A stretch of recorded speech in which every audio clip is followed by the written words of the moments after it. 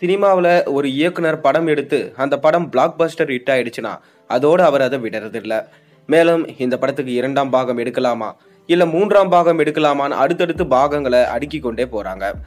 இதற்கு காரணம் என்னன்னு பார்த்தீங்கன்னா, அவருக்கு அடுத்தது என்ன கதை எடுக்கலான்னு தெரியல. அதனால தான் அத மெயின்டெயின் பண்ணி இருக்கிற கதையே பாகம் 2 கதையா எடுக்கிறாரு என ஒரு விமர்சனங்கள் இருந்துட்டு தான் வருது. அப்படிதான் பார்த்தீங்கன்னா, நெல்சன் அவர்களும் அடுத்த படத்துக்கு கமிட் ஆவாம ஜெயிலர் 2 படத்தையே எடுக்க போறதா சொல்லியிருக்காரு. சமீபத்துல தான் இந்த ஜெயிலர் 2க்கான அனௌன்ஸ்மெண்ட் வெளியானது. மேலும் இந்த படத்திலிருந்து முதல் பாடல் இப்ப செட்டு போட்டு ஷூட் பண்ண போறாங்களாம். அது மட்டும் இல்லாம இந்த ஜெயிலர் 2 படத்தை இந்த தடவை ஆங்கிலத்திலையும் வெளியாகும் என தகவல் வெளியாயிருக்கு. அது என்னன்னு நம்ம வாங்க வீடியோக்குள்ள போய் பார்ப்போம். நடிகர் ரஜினிகாந்த் இயக்குனர் நெல்சனோட ஜெயிலர் 2 படத்துல இணைஞ்சிருக்காரு. நீண்ட நாட்களா அதிகாரப்பூர்வமான அறிவிப்பு வெளியாகும் என காத்திருந்த ரசிகர்களுக்கு அண்மையில தயாரிப்பு நிறுவனம் அறிவிப்பு வீடியோவை வெளியிட்டாங்க. அதில் ரஜினியின் ஆக்ஷன் காட்சிகள் நல்ல வரவேற்பை பெற்றிருக்கு. தற்போது லோகேஷ் கனகராஜ் இயக்கத்துல கூலி படத்துல நடிச்சுட்டு வருவதனால ஏப்ரல் மாதம் ரஜினி ஜெயிலர் 2 படப்பிடிப்புல இணைவார் என தெரிய வருது. ஜெயிலர் 2 படப்பிடிப்பின வெளி மாநிலங்களில முக்கிய பகுதிகளை நடத்த இயக்குனர் நெல்சன் முடிவு செஞ்சிருக்கிறதா சொல்லப்படுது.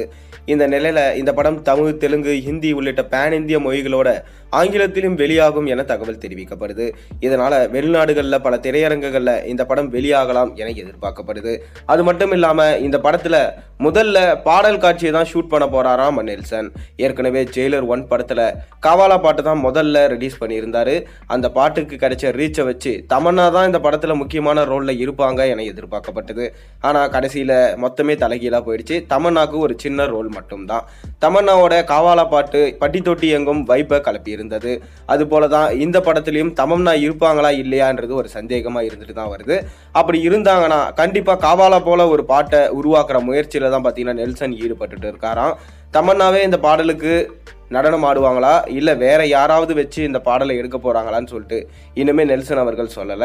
ஏப்ரல் மாசத்திலிருந்து ஷூட்டிங்கை ஸ்டார்ட் பண்ண போறாங்க. ஜெயிலர் படம் கிட்டத்தட்ட 750 கோடிக்கு மேல வசூலை ஈட்டி ஒரு நல்ல லாபத்தை பெற்று தந்திருந்தது. அதுபோலதான் இந்த ஜெயிலர் பாகம் 2 படமும் பார்த்தீங்கன்னா கிட்டத்தட்ட 1000 கோடிக்கு மேல கலெக்ஷனை கொடுக்கும் என்று எதிர்பார்க்கப்படுது.